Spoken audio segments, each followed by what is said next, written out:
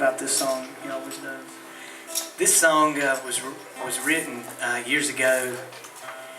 Many have heard the song, but maybe some of you don't know the story. To tell it as well as I can remember, Horatio Spafford was a businessman in Chicago, and he was a wealthy man.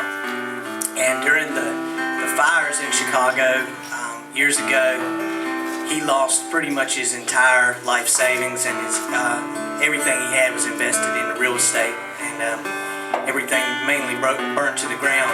But he still devoted his time in helping rebuild the city. And after a couple of years, they convinced him to take a break, and so him and his family were going overseas, I believe to England.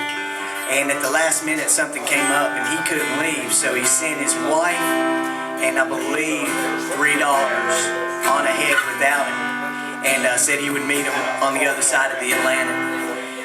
Well, long story short, they never made it. They hit another ship and about midway across the Atlantic, and Horatio Spafford received a telegram that said, had 2 words, saved alone, and his wife had managed to cling to a piece of wreckage, and she survived, but the daughters drowned. And to back up a little bit, just before the fires, he had lost his son also.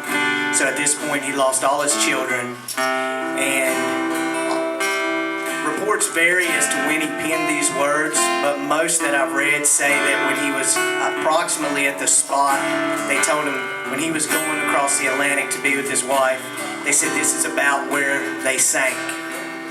And they said at that point, he penned the words, "It is well with my soul." So that's a good song for me to hear, and a good story for me to think about when I'm belly aching or I think something's wrong in my life. Because for him to be able, he lost his life savings and all his children, and for him to be able to say it is well with my soul, that comes from something that's not of this world. And that's the blessed assurance of knowing where his children were and knowing where he would be when God called him home, as well as his wife. So I know a lot of people in here are going through the storm right now as we speak, and I just pray that it is well with your soul. We don't have to be happy to still have the joy of the Lord.